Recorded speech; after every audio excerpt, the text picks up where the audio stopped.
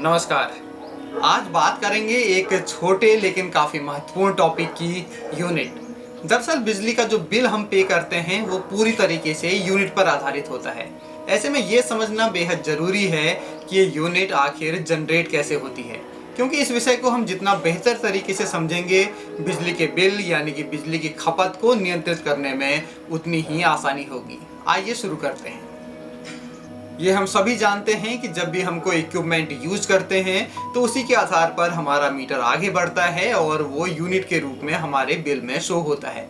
लेकिन हमारे सामने जो सबसे बड़ी समस्या आती है वो ये आती है कि हम ऐसा कैसे अनुमान लगाएं कि कोई भी इक्विपमेंट कितनी यूनिट का खर्चा करेगा, यानी कि हम किसी इक्विपमेंट को कितनी देर चलाएं तो वो यूनिट कितने हमारे बिल में यानी कि मीटर में फिर वो दिखाएगा। तो इसके लिए, क्योंकि हम जब इक्विपमेंट्स को देखते हैं तो उसमें यूनिट कहीं पर भी शो नहीं होती, लेकिन आप लोगों ने एक खास चीज़ गौर की होगी कि कोई भी बिजली का इक्विपमेंट आप यूज़ करें उसमें एक चीज़ ज़रूर होती है, उसकी पावर यानी कि वो डब्ल्यू के रूप में आपको दिखेगी, वॉट के रूप में, या फिर बड़े इक्विपमेंट्स में किलोवाट के रूप में। जैसे कि ये एक फिलिप्स का एक बल्ब है, इसमें आप देखेंगे ये एलईडी का बल्ब है और इसमें दिखाई दे रहा है 7 वॉट, यानी कि ये जो बल्ब है इसकी पावर है 7 वॉट। ऐसे ही अगर आप अलग अलग चीज़ों को देखेंगे, मान लीजिए आप पंखे को देखते हैं तो 60 वॉट का होगा, 60 वॉट का या उसके आसपास। पुराने जो बल्ब जो यूज़ होते थे कांच के, उसमें आप लोगों ने देखा होगा 40 वॉट का बल्ब, 60 वॉट का बल्ब, 100 वॉट का बल्ब, इस तरह से यूज़ होते हैं। या फिर आप फ्रिज में देख सकते हैं, अपने टेलीविज़न में देख सकते हैं। थोड़े से अगर हाई इक्विपमेंट्स में जाएंगे जो ज़्यादा पावर कंज्यूम करते हैं, उसमें आप देखेंगे गीज़र में या फिर हीटर में, उसमें 1 किलोवाट 1 kW या फिर 1000 वॉट लिखा रहेगा, या फिर 2 किलोवाट 3 किलोवाट, इस तरह के अलग अलग उसमें वॉट यानी कि उसकी पावर लिखी रहती है। लेकिन अब हमारे सामने ये समस्या आती है कि हम इस वॉट को यूनिट के रूप में कैसे समझें, क्योंकि हर एक इक्विपमेंट एक पावर दिखाता है और हम किसी भी इक्विपमेंट को एक खास समय के लिए यूज़ करते हैं। इसका मतलब कि दो चीज़ें ऐसी ज़रूर हैं जो कि आपस में मिल करके एक यूनिट बनाती हैं, वो है पावर और उस इक्विपमेंट को यूज़ करने वाला समय। तो जो भी हम इक्विपमेंट यूज़ कर रहे हैं उसमें लगने वाला समय कितना है, इन दोनों चीज़ों के कैलकुलेशन से तैयार होती है यूनिट। आज हम लोग इसका एक कैलकुलेशन समझेंगे और उसको मैथमेटिक्स की सहायता से समझेंगे, क्योंकि ये पूरा एक गणित पर आधारित है। लेकिन इतनी कठिन गणित भी नहीं कि आप लोगों को समझ में ना आए।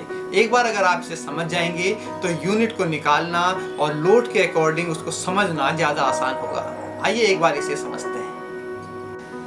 आइए सबसे पहले यूनिट के फॉर्मूले को समझते हैं। यहाँ पर यूनिट का फॉर्मूला लिखा है kW × H = यूनिट, यानी कि किसी भी इक्विपमेंट्स की जो पावर है, उसका जो लोड है, उसको उस इक्विपमेंट में यूज किए जाने वाले समय से जब मल्टीप्लाई करेंगे तो हमारे पास जो आएगा वो होगा यूनिट।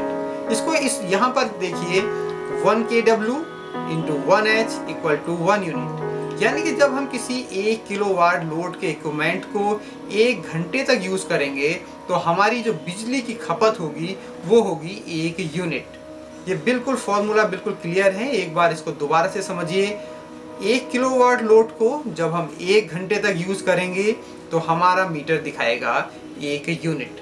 इसी तरीके से जब हम लोड बढ़ाते जाएंगे, आवर्स बढ़ाते जाएंगे, तो वो फिर यूनिट भी हमारी बढ़ती जाएंगी। इसमें एक चीज़ का विशेष ध्यान देना है कि जो ये यूनिट हम यहाँ पर यूज कर रहे हैं ये क्या है। यहाँ पर है किलोवाट, यहाँ पर है आवर यानी कि घंटा, और यहाँ पर है किलोवाट। हमने इस फॉर्मूले में हमेशा किलोवाट और घंटे को ही मेंशन करना होगा। अगर हम इसको किसी दूसरी यूनिट हम यहाँ पर लगा देंगे तो फिर वो एक सही कैलकुलेशन हमारा नहीं आएगा। इसको कैसे आप समझेंगे? मान लीजिए आप एक 7 वॉट का बल्ब यूज कर रहे हैं, तो यहाँ पर आप 7 वॉट नहीं लिख सकते, क्योंकि इस फॉर्मूले में kW ही लिखना जरूरी है। इसको समझना ज़्यादा जरूरी है, क्योंकि बार बार जो कैलकुलेशन मिस्टेक्स होती हैं वो इसीलिए होती हैं। इसके लिए सबसे पहले आपको ये समझना पड़ेगा कि जो 1 किलोवाट का जो लोड है वो कितने वॉट के बराबर होता है। 1000 वॉट मिल करके बनता है 1 किलोवाट। तो इसको जब भी हम यहाँ पर मेंशन करेंगे तो वहाँ पर हम उसको अपना जो भी लोड यूज कर रहे हैं उसको किलोवाट में पहले कन्वर्ट करना पड़ेगा। जैसे 7 वॉट को हम लिखेंगे 0.007 किलोवाट। ये देखिए या फिर 60 वॉट अगर हैं तो 0.060 किलोवाट। मान लीजिए आप एक गीजर यूज कर रहे हैं जिसमें 1500 वॉट लिखा है, तो इस 1500 वॉट को भी आपने किलोवाट में कन्वर्ट करना पड़ेगा 1.50 किलोवाट, और इसी को फिर आप यहाँ इस फॉर्मूले में फिट करेंगे। यही चीज आप यहाँ पर समय के रूप में भी देख सकते हैं।